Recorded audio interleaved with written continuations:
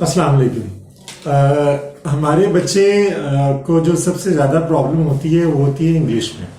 आज हम बात करेंगे कि इंग्लिश को इम्प्रूव करने का क्या तरीक़ाकार है। हमारे यहाँ आइट्स भी है, डिफरेंट एग्जाम्स भी हैं। आप बच्चों को अगर देखेंगे सबसे ज़्यादा वो जिस चीज़ पर जोर दे रहे होते हैं वो इंग्लिश है, बावजूद इसके कि वो उसी सब्जेक्ट को 12 साल से पढ़ते हैं फिर भी इम्प्रूव नहीं होती। फिर भी हमारा जो मैट्रिक का या इंटरमीडिएट का बच्चा है वो इंग्लिश यानी कि अंग्रेजी बोलने की सलाहियत नहीं रखता, जिसके लिए उसको बाद में एकेडमीज जाना पड़ता है। एकेडमीज जाने के बाद फिर भी कोई खातिर खा इम्प्रूवमेंट नहीं आती। इस वीडियो में मैं कुछ आपको टिप्स दूंगा जिससे पहले आप इस कॉन्सेप्ट को समझें कि इंग्लिश है क्या और इंग्लिश को कैसे इम्प्रूव करना है। बुनियादी तौर पर हमारे यहाँ जो सबसे पहली गलती की जाती है तालीमी इदारों में वो ये है कि हम इंग्लिश को एज अ सब्जेक्ट पढ़ाते हैं, जबकि पूरी दुनिया में लैंग्वेजेस को एज अ स्किल कंसिडर किया जाता है। लैंग्वेजेस स्किल होती हैं, सब्जेक्ट्स नहीं होते। सेकेंडली, दुनिया भर में जहां पे भी जुबान का इम्तिहान लिया जाता है, अगर आप देखेंगे कि वो on the basis of 4 basic skills ली जाती है। जब भी हमने कम्युनिकेशन करनी होती है तो हम 4 मुख्तलिफ जरियों से कम्युनिकेट करते हैं अपने मैसेज को, स्पीकिंग के जरिए, लिसनिंग के जरिए, रीडिंग और राइटिंग। दुनिया में जब भी किसी जुबान का आप टेस्ट देने के लिए जाएंगे तो वो इन्हीं 4 स्किल्स को एनालाइज करेंगे और आपको मार्क्स दे देंगे। कुछ बच्चों की राइटिंग अच्छी होती है लेकिन रीडिंग वीक होती है, लिसनिंग अच्छी होती है लेकिन स्पीकिंग वीक होती है। हमारे यहाँ अलमिया सबसे बड़ा ये है कि हम बच्चे की सिर्फ और सिर्फ एक ही स्किल को टेस्ट करते हैं, उसमें भी 10 साल लगाते हैं, फिर भी कोई इंप्रूवमेंट नहीं आती, और वो सिर्फ एक स्किल है राइटिंग। आप मैट्रिक के इम्तिहान देख लें, इंटरमीडिएट के इम्तिहान देख लें, the exam is all about writing. If you have 75 marks you just have to write down, nothing else. There is no speaking test, there is no listening test. But जब वो किसी इंटरनेशनल जगह के ऊपर जाएंगे, किसी बड़े इदारे में जाएंगे, किसी इंटरनेशनल फोरम पे जाएंगे टेस्ट देने के लिए, तो उनकी ये 4 स्किल्स देखी जाएंगी और एनालाइज की जाएंगी। अब पहली बात यह है कि जुबान सीखने का क्या तरीका है। बुनियादी बात याद रखिएगा, जितनी भी एकेडमीज हैं, जितने भी प्रोफेसर्स हैं, जितने भी, ये सिर्फ आपको टिप्स और ट्रिक्स दे सकते हैं, ये आपको जुबान सिखा नहीं सकते। तो किसी ने बड़ी अच्छी बात की थी that if one has to learn the football, you will not ask him to go to library and read the books of football. अगर एक शख्स ने फुटबॉल सीखना है तो आप उसे ये नहीं कहेंगे कि जाओ बेटा लाइब्रेरी में और फुटबॉल की किताबें पढ़ो। आप उसे कहेंगे कि बेटा किसी कोच के पास जाओ और ट्रेनिंग करो, practice. So skill needs practice. कोई एकेडमी, कोई टीचर, कोई स्कूल, कोई कॉलेज, आप 10 साल की बजाय 20 साल भी पढ़ते रहे इन किताबों को, you will not be able to communicate in English. Why? The basic reason is these books are designed only to test your written expression, nothing else. आप मैट्रिक के किसी बच्चे को एक टॉपिक के ऊपर बोलने के लिए कहें, वो नहीं बोल पाएगा। उसी टॉपिक के ऊपर आप उसको कहें लिखे, वो कुछ ना कुछ टूटा फूटा एक पेज आपको लिख के दे देगा। रीजन? बिकॉज उसकी अभी तक हमने जितनी भी उसकी प्रैक्टिस करवाई है वो सिर्फ रिटन एक्सप्रेशन की है, स्पीकिंग की कभी हमने उसकी प्रैक्टिस करवाई नहीं, ना उसका कोई टेस्ट होता है स्पीकिंग का। This is the basic reason.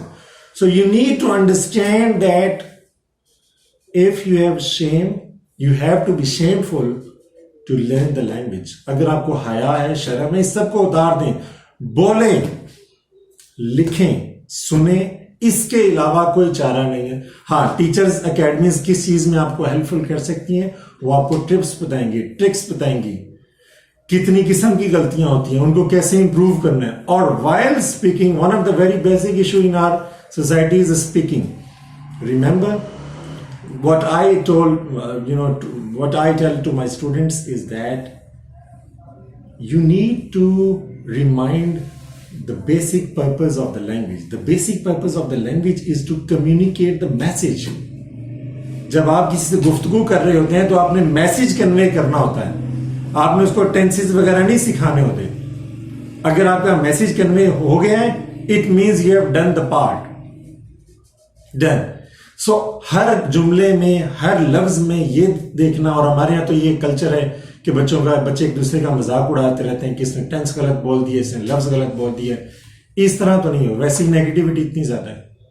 So you have to communicate your message, इससे ज्यादा कुछ नहीं है। बोलें ज्यादा से ज्यादा, अपने एक सर्कल बनाएं, सर्कल के ज्यादा से ज्यादा कम्युनिकेशन करें। This is the only way to improve the speaking. If you want to improve your listening, listen. Whatever you have in the English YouTube channels हैं, बाकी channels हैं, we have channels on in the TV. उन documentaries को सुने, कुछ भी सुने जो आपका इंटरेस्ट का है, सिर्फ शर्त यह है कि वो इंग्लिश में होना चाहिए। With the passage of time, you will be able to understand that video or let's say the movie. हमने भी जब पहली मरतबा अंग्रेजी के सीजन देखना शुरू किए थे तो हमें भी नहीं समझ रहे। It's very common, it happens to every second language people. Do remember, English is the second language for us. So दुनिया में जितने भी सेकेंड लैंग्वेज के लोग होते हैं, उनका एक बुनियादी मसला होता है। बुनियादी मसला ये होता है कि they first try to get the message और understanding in their own language, then they come to the English. यानी कि हमें अगर कोई बात समझाई जाएगी, पहले हम उसे अपनी जुबान में समझेंगे, फिर हम उसको इंग्लिश में ट्रांसलेट करेंगे। सो ये दुनिया में हर सेकंड लैंग्वेज लोगों का यही प्रॉब्लम है। So if you want to improve your listening, listen. There is no other formula. आप आइट्स की जितनी मर्जी अकेडमीज में चले जाएं, this is the key. Academies का सिर्फ एक काम है कि वो आपको बुलाते हैं, आपको बिठाते हैं, आपको एक्सरसाइजेज देते हैं, सॉल्व करें, और वो जिस चीज के पैसे लेते हैं वो बेसिकली ये है कि वो आपकी एक्सरसाइजेस को चेक करके मिस्टेक्स आपको बता रहे हैं, बस, nothing else. If you want to improve your writing, write. in our legal system, in our educational system, why we emphasize on writing? Because in the government level, whenever we have different tests, so we test only one thing of the candidate, that is written. हम उसको एक ऐसे लिखने के लिए दे देते हैं कि ऐसे लिखें। Speaking plays a important role whenever candidate goes to the interview level. उससे पहले तो स्पीकिंग की कोई है ही नहीं। So these are the basic things. इनको पहले अपना कॉन्सेप्ट क्लियर करें। जब तक आपका कॉन्सेप्ट क्लियर नहीं होगा, you will not be able to learn the language. I myself teach the language. So what I teach to my students, that no one can teach you the language. No one can improve your speaking. You yourself, unless you try that, you're not going to improve. This is very basic and key rule. आप आइट्स के और भी channels हैं इतने, वो सुन लें आप, कुछ भी नहीं, practices, simple as that. They will give you different exercises, you have to solve them, practice them. As you go on, your skill will improve. Simple as that. There is nothing more. So इसी series को हम continue करेंगे, और there is no problem for speaking any language besides even though we do have certain other problems. पूरी दुनिया में कहा जाता है कि अगर आपकी मादरी जुबान अच्छी नहीं है तो आपकी कौमी जुबान अच्छी नहीं होगी, और अगर आपकी कौमी जुबान अच्छी नहीं है तो आप दुनिया की कोई भी सेकंड लैंग्वेज अच्छे से नहीं सीख पाएंगे। अब जो हमने पंजाबी के साथ किया है वो अभी वैसे दफन हो चुकी है, जिसकी वजह से हमारी उर्दू अच्छी नहीं है। अब उर्दू के साथ जो हमने एक सलूक अपनाया है, खासतौर पे हमारे जो स्कूल्स हैं उन्होंने, उसके बाद हमारा सारा एम्फेसिस है इंग्लिश के ऊपर। ये तो पॉसिबल ही नहीं है। आप किसी भी बड़े प्रोफेसर से इस बात को कंफर्म कर सकते हैं that you will not be able to learn any second language without improving your first as well as the national language. हमें तो उर्दू ही सही से नहीं आती, तो सेकंड लैंग्वेज कैसे आएगी? मैंने आपको बताया हमारा तो ब्रेन ही ऐसे ट्रेन हुआ है कि we first get the concept in Urdu, then we go to English.